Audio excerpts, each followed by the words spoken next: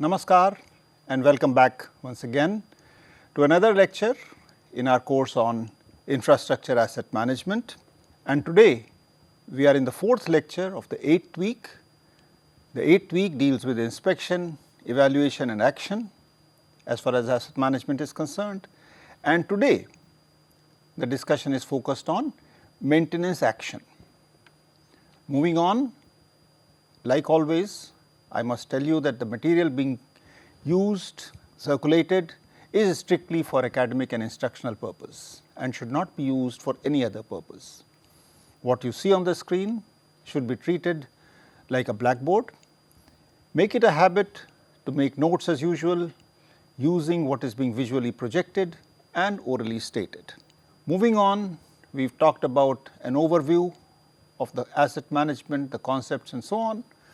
We have talked about schematic representation of deterioration and performance with time and examined the concept of service life and maintenance action in that framework. We have talked about case studies which highlight the role of stakeholders in different stages. We have talked about the importance of comprehensive strategy towards management. We have talked about decision making framework including performance modeling considerations in budget allocation.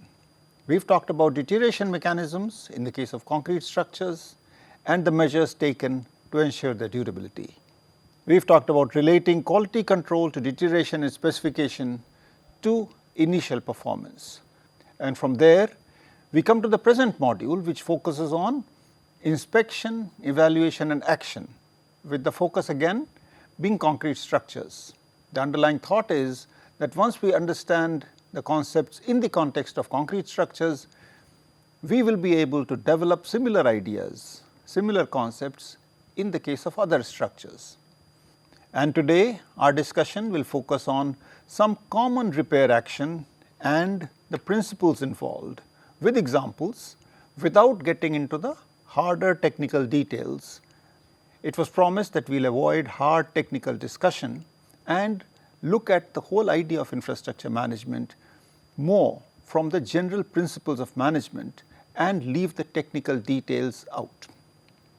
Moving on, before we start the discussion on repair action or maintenance action, let us review the terminology and framework from the previous module. We have talked about concepts like the design service life, the remaining scheduled service life. We have talked about inspection, required performance, performance set at the time of retrofitting or repair and the performance set at the design stage. Remember that these two values need not really be the same. Similarly, the whole idea of service life can also change.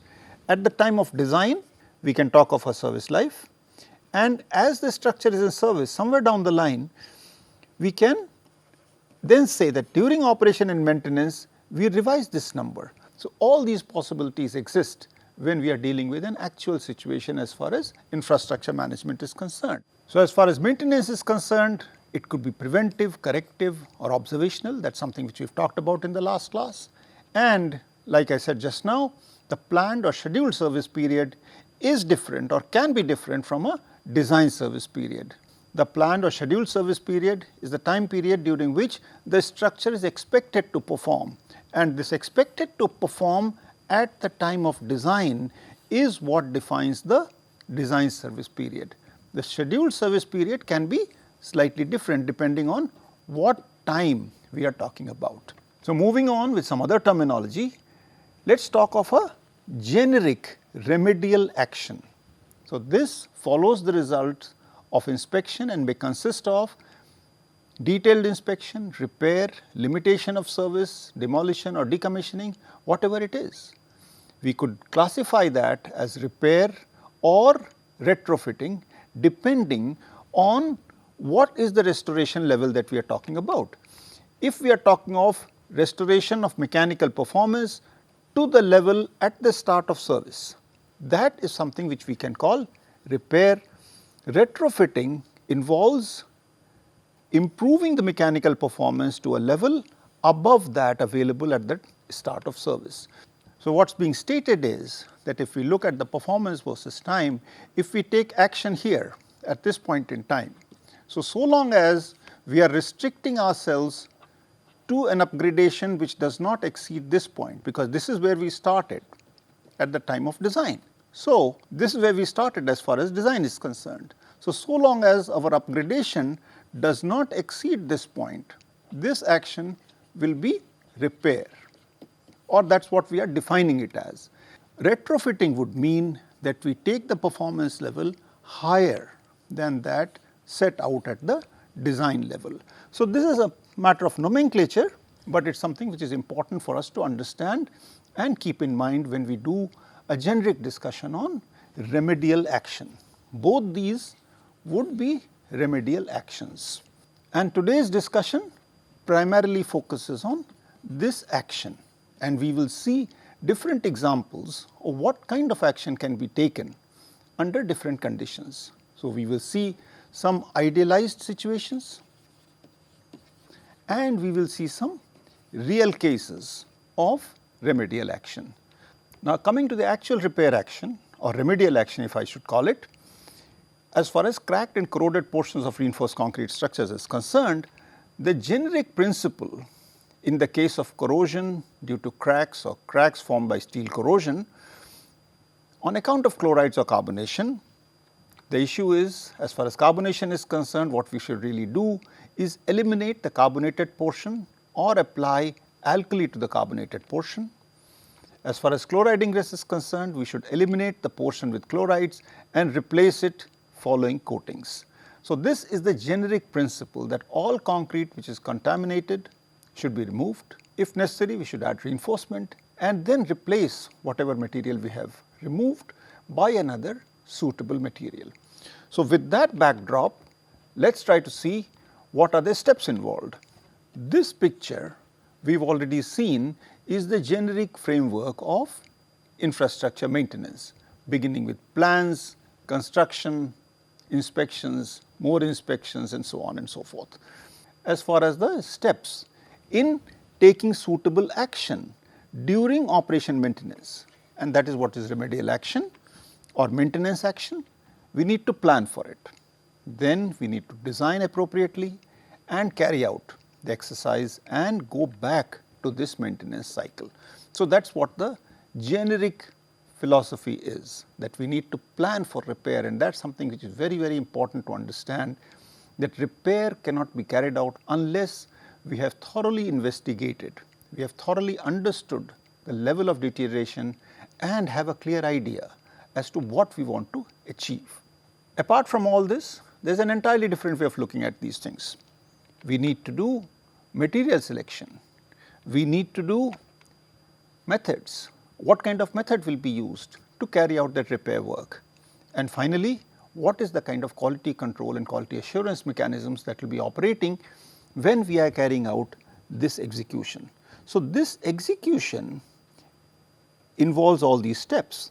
Having said that, these steps have to be understood when we are talking about design as well, because we should have a general idea as to what kind of material, what kind of method will be used when we are carrying out the design process, or when we carry out the design, we should be able to prescribe that, okay, this is what we have done in the design, and for being able to implement that design, these are the kind of materials, these are the kind of methods, and this is the kind of quality control that needs to be adopted. We have repeatedly emphasized that planning before we go to the field is the key to ensuring that we achieve what we want. Now, from this point, let us talk of specific cases. So, in the first case, let us consider a situation where there are only minor cracks on the surface of concrete. So, this is my cover concrete, this is the main body concrete, reinforcing bar, and there are some minor cracks. These cracks have been left or can be left untreated. All that we need to do is to apply a resin coating on the surface, which could be with fibers, which could be without fibers, and what we try to say is we do not remove this concrete. This concrete is compromised because of carbon dioxide penetration. It could have some chlorides in it, but if we want to prevent further ingress of deleterious materials, all that we do is apply this coating. So, we have the surface coating without impregnation.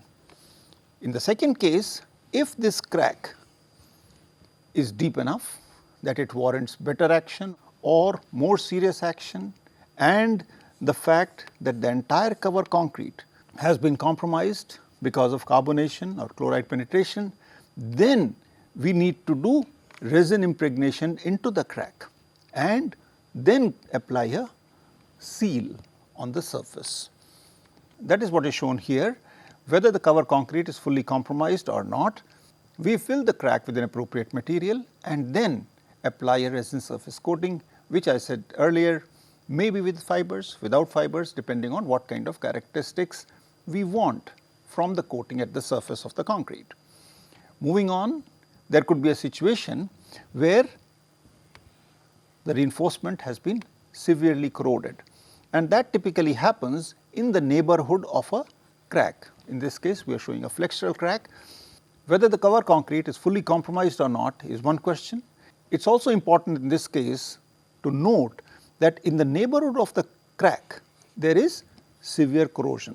And in this kind of a situation, the action involved is removing and replacing the contaminated concrete. That is, we try to say that this entire cover concrete, or at least the portion which is contaminated, is completely removed. Remove the corrosion products on and around the reinforcement, apply a corrosion inhibitor on the reinforcement, and then apply a surface coating. There are several steps that are involved when we are trying to take action in the case of severe corrosion of reinforcement in the neighborhood of cracks. If it is not in the neighborhood of cracks and the reinforcement is generally compromised, that is, we find that the reinforcement is corroded all over and the corrosion is not confined to just the crack regions, then of course we have to remove all the cover concrete, remove all the loose rust, apply an inhibitor on the reinforcement, add fresh reinforcement if required, and replace the cover with a suitable material. Now that is what is indicated here, but in this case please note that if we do this kind of a job where we remove only this much of concrete and part of this reinforcement is going to be in the replaced material and part of this reinforcement is in the older concrete, this is actually a undesirable way of carrying out the repair work. What is expected or should be done is shown here, and the steps would be remove contaminated or loose concrete to the extent that the reinforcing bars are fully exposed. The back of the reinforcing bar, that is beyond the cover, that also is removed to ensure that we are able to clean this corroded reinforcement all around. Remove all the corrosion products from the reinforcing bars, apply a corrosion inhibitor coating on the reinforcement, replace the concrete with an appropriate material which could follow additional reinforcement. So, that is, this is the additional steel that we are talking about. So, if we have reinforcement here and we determine that that is not enough, the corrosion has reached a level that we need additional reinforcing bars. So, this additional reinforcing bar has to be provided there with proper anchorage. See, what we have to ensure is that this total reinforcement at the end of the repair process behaves in a monolithic manner, and that can happen only when we have ensured some kind of an anchorage to the main concrete. That can be ensured only if this additional reinforcement is somehow anchored appropriately into the main body concrete. These are some of the steps that have to be meticulously designed and followed as far as repair is concerned. And of course, finally, we will need to apply a surface coating. If it is not required, of course, we do not have to do it, but if needed, this surface will have to be covered as we have shown in earlier slides. Now, this slide summarizes the discussion that we have done so far. As far as basic considerations in repair or remedial action is concerned, it involves evaluation of repair material and the methods. That is something which is very, very important. There are a lot of materials which are available in the market. There are different methods which will be suitable for one material or the other, not suitable for certain materials. That has to be carefully studied and an appropriate evaluation carried out. Please remember that expensive materials may not always be most suitable. We need to be careful that as far as coatings are concerned particularly, some coatings could be more vulnerable than others as far as their deterioration is concerned under ultraviolet rays. So, we have to be careful that if we do a surface coating which is vulnerable to ultraviolet rays, then the coating itself will need to be replaced periodically. Corroded reinforcing bars may cause macrocell corrosion. So, if we do not remove all the corrosion products, if we do not apply the inhibitor all over, these are the kind of things which could cause accelerated deterioration after the repair work, and that is something which we need to carefully avoid. So, these are some of the things that we need to keep in mind when we are talking about repair. And finally, of course, education and training of professionals which are involved in the inspection and evaluation, and finally action. This is something which is very, very important, and different organizations which are involved in maintaining infrastructure of different natures. There would be different methods, different materials which would be used under different conditions, and therefore, the professionals in that particular area should have the competence to carry out appropriate evaluations of materials and methods for their purpose. Now, let me show you some examples of crack impregnation and coating application and some other actions to just illustrate the point that remedial action is always a fairly tedious and a painstaking process. What is being shown here is an actual structure with some cracks. What we are trying to do is to fill the cracks and coat. So, it is very easy to say that yes, we will fill all the cracks and then we will apply a surface coating. Now, in order to be able to fill the cracks, what we showed in the previous diagram was that okay, here is a crack and something can be filled into it. Life is not that easy. So, if you look at a crack here, you will realize that it is just not possible to try to inject a material into this crack. So, what is done is some kind of a crack cutting. So, what we have to do is that if there is a thin crack here, we try to cut open a certain area here to enable us or give us some passage from where some material can be filled into this crack. When we fill the material in this crack, it is not clear as to what is the depth of the crack, because that is something which we do not know. So, we really do not know that if we start pushing material into this crack, it will stop here. This crack may be spreading all over the place within the concrete, depending on the health of the concrete or the integrity of the concrete here. How much resin or whatever the material we are using to impregnate the crack will be used is very, very difficult to estimate. Now, that has its own implications as far as contracting is concerned, and we are not going there. Having completed the cutting operation here at the surface, what we need to do is to ensure that okay, what we insert here does not come out from here. So, for that we have to seal several lengths of the crack and have well defined points through which crack injection will happen. Following that, we go through the step of actually injecting the cracks with whatever material we want. It could be an epoxy resin or whatever, and then go for the application of surface coats. So, it is a fairly time consuming, elaborate and a painstaking process. The second example is repair work in a tunnel using fiber reinforced shotcrete. This is a deteriorated tunnel, this is the shotcreting operation going on, and this is the final form. So, it is not so easy to be able to carry out these repair works. We will have to virtually stop all operations within the tunnel and carry this out under very difficult conditions. And here is another example of a severely corroded structure where we are trying to apply cathodic protection.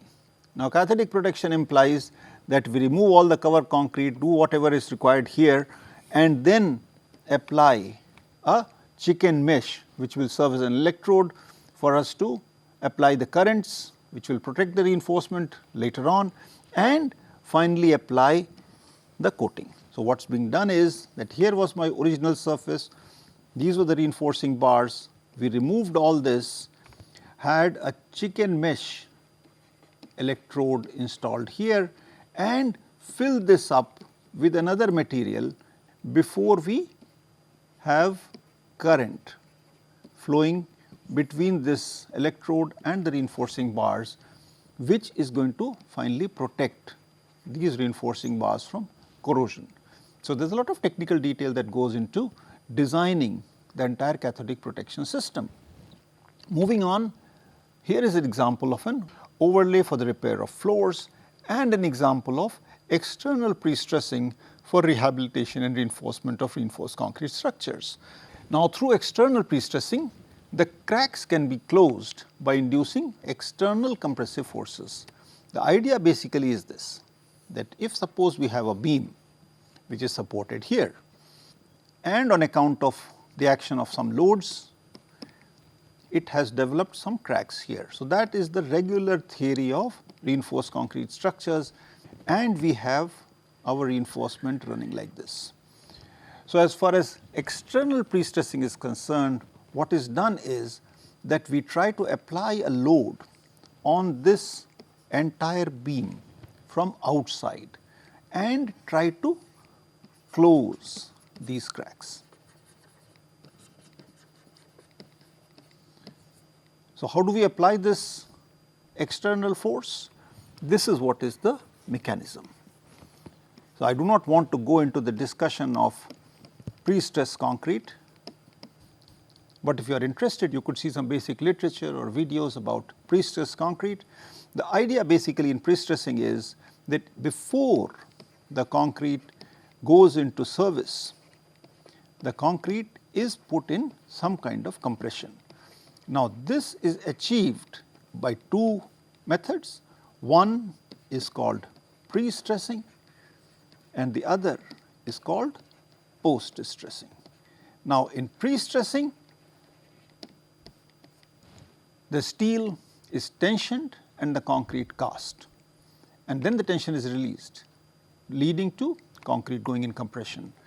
In post-tension, the concrete is cast in the usual manner and then the steel is tensioned. The net result is that before the structure goes in service, it has a compressive stress. Now, if it has a compressive stress, the crack formation will be that much delayed.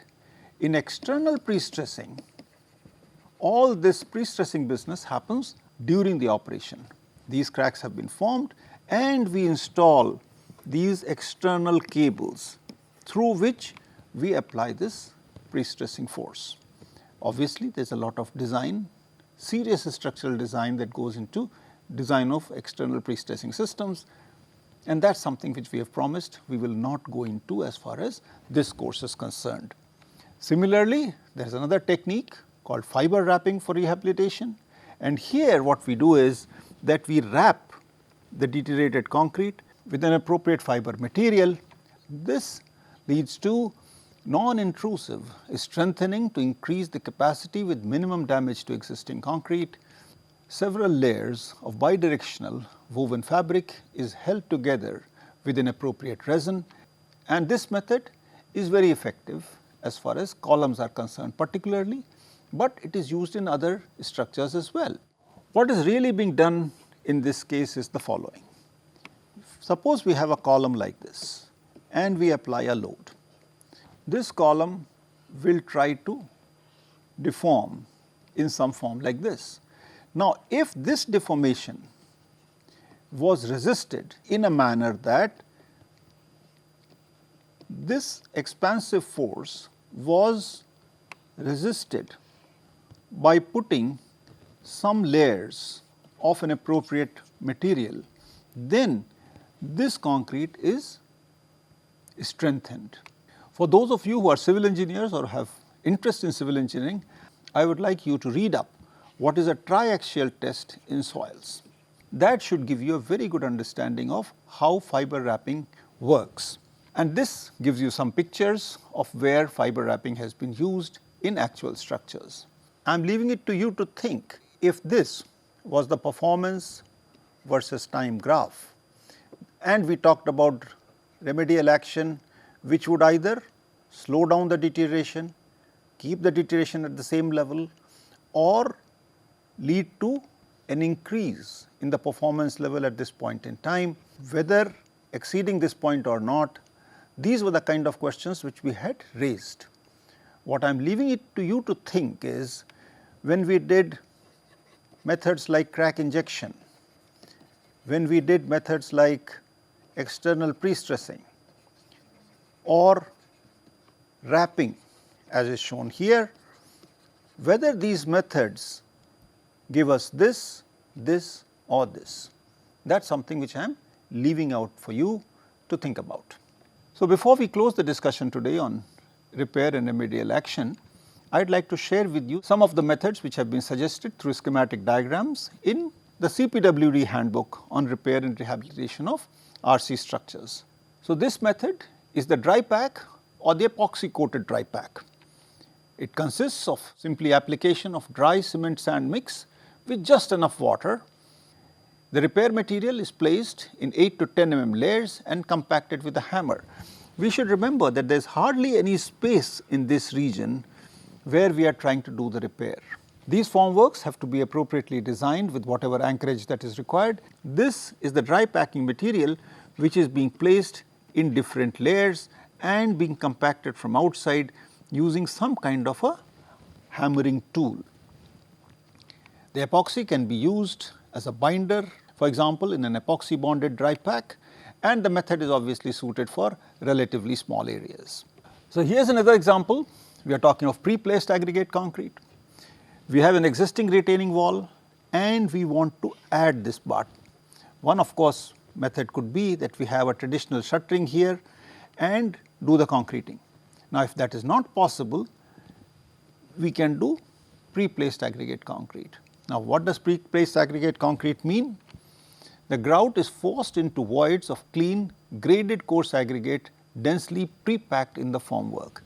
That is, we first put the formwork, pre-pack these aggregates and then push the cement grout through an injection tube which is gradually lifted out from this system.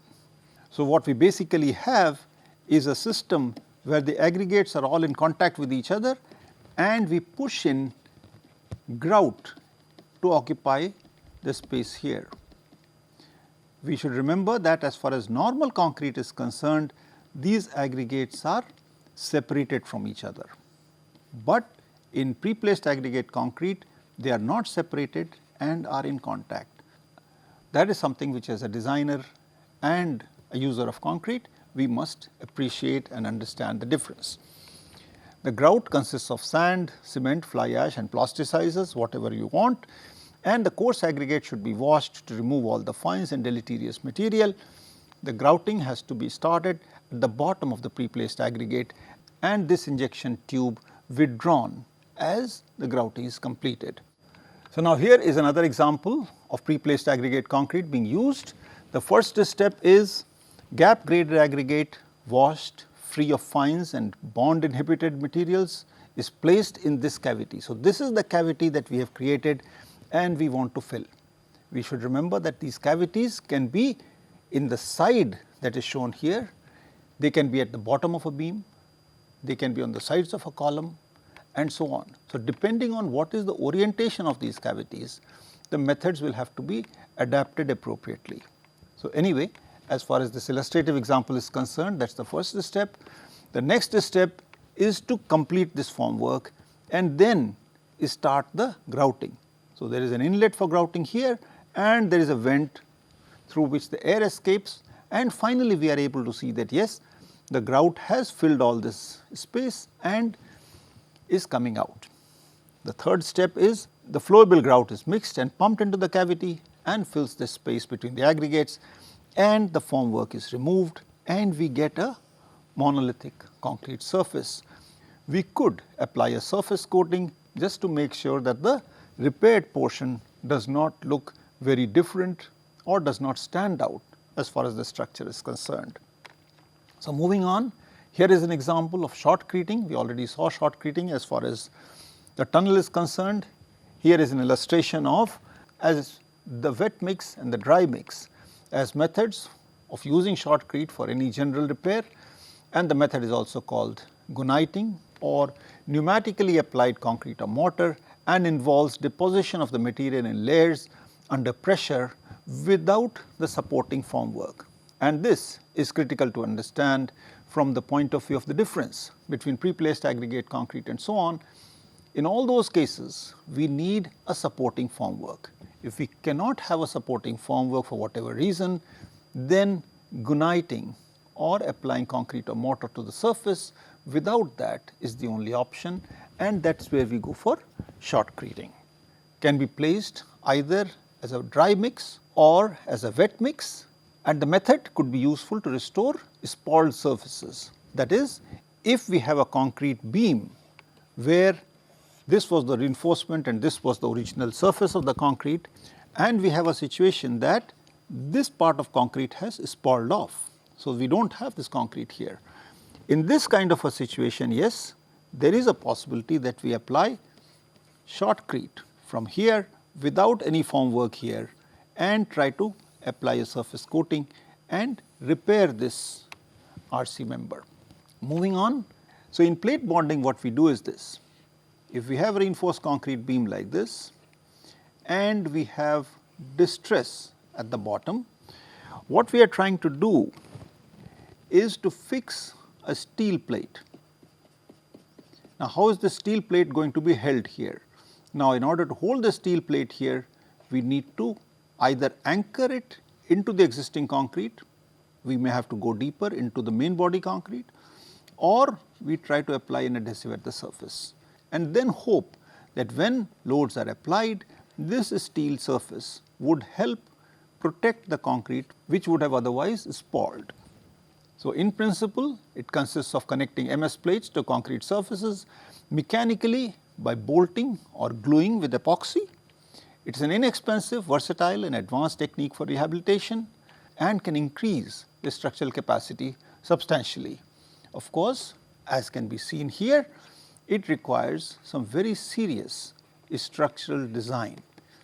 So, it is not a design actually, it is actually almost a redesign. We have to understand how the loads coming on the structure are shared between the old concrete and this steel plate. It involves serious considerations of the behavior of the composite member that we will generate after attaching this kind of a MS plate to the surface of concrete. Similarly, there is the idea of jacketing. Now, jacketing basically means that we had a column something like this. Out of this column now, we are left with a column which looks something like this. What we want to achieve is to either restore the column to this cross section, or in certain cases we may even like to say that okay, we want to have a bigger column with additional reinforcement. Now, the problem is, what do we do or how do we put this material here which would jacket this old concrete? Now, that is what is suggested here, that well, in order to provide additional reinforcement all this concrete, we could use any method that we want. Some of the methods like shotcreting could help you, and we have to ensure that as far as the long section is concerned, there are shear keys that are placed between the jacketed concrete and the existing column to ensure that this part of the concrete, which is my existing column, and this part which is something which I have added, behaves in a monolithic manner. Again, we can see that this involves very serious considerations as far as structural design and structural behavior of the repaired member is concerned. And finally, let us come to the idea of stitching of cracks. Now, here is the elevation of a brick masonry wall showing typical cracks. The cracks could be vertical or diagonal or whatever, and what we are trying to do is to stitch these cracks by putting some kind of U-shaped MS bars using holes on this side and this side. So, basically the idea being that if this crack tries to expand, and that will obviously happen with more deterioration or more loading and so on, in that case these bars will take the additional load. So, it is not necessary that this crack will be closed, but what will happen is that it will not open further. Now, in order to close this crack, then we have to do what we talked about earlier, and that was external pre-stressing. So, if we are able to somehow apply pressure or a force in this direction, we may be able to close the crack. But in this case, when we are talking of only stitching the cracks, we let the cracks be, we may fill it with some kind of impregnation and so on, but what we really want to do is to just prevent the widening of that crack. In that kind of a situation or requirement, yes, placing these MS bars which are U-shaped because these will become our anchors on the two sides. They take the load which may come as a result of further loading. In the last couple of examples, we have seen illustrations from the CPWD handbook on repair and rehabilitation of RCC buildings. What is important to understand or keep in mind is the fact that these are finally mere guidelines. They give you a lot of details. Any client organization has to develop their own SOPs. They have to carry out the design for their own structure and figure out and determine the actual steps to be followed depending on whatever method they are using, whether it is stitching of cracks, whether it is pre-placed aggregate concrete or shotcrete or whatever. So, please remember that the devil lies in the detail. Only when you start working the actual design of a structure for rehabilitation, then you will see what challenges are encountered.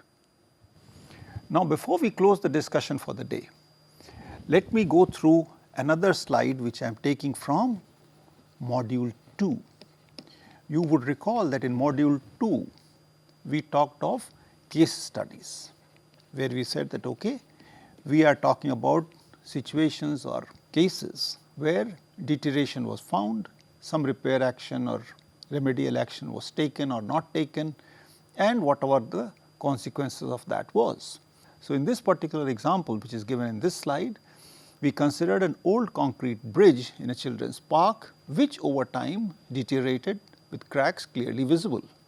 The owners closed the access to the bridge and asked an agency to repair it. The agency filled all the cracks and repainted the bridge. So, what the agency did, using the terminology that we have used today, there was impregnation of the cracks and application of a seal at the surface.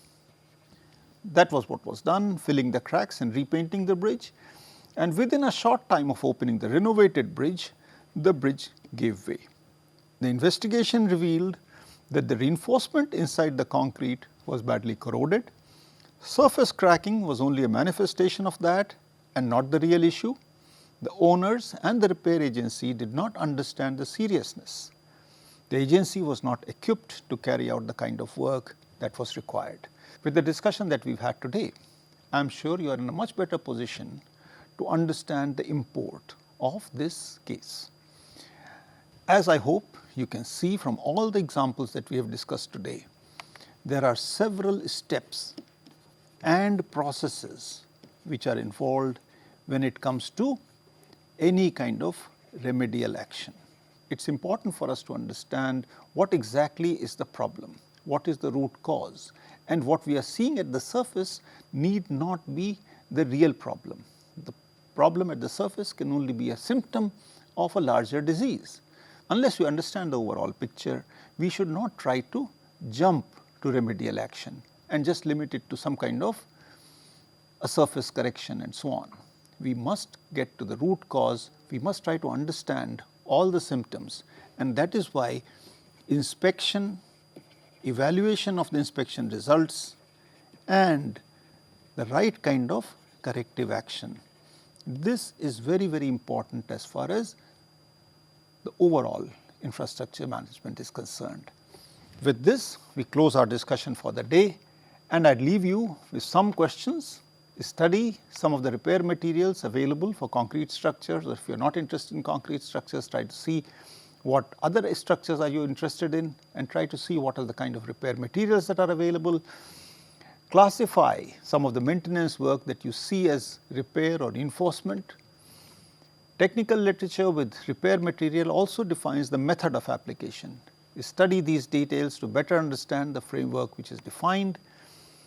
Study the details in the literature from the point of view of information about post-repair deterioration rates and the durability of the repair material itself to better understand the framework defined. And as I close the discussion today, let me acknowledge Professor Umoto, the former Chief Executive of the Public Works Research Institute and formerly Professor in the Department of Civil Engineering at the University of Tokyo and the Chairman of the Concrete Committee of the JSCE, for making available some of the pictures that I have shown here today. I would also like to thank, as usual, the students, colleagues and other engineers who have helped me understand the issues relating to maintenance action as far as concrete structures is concerned.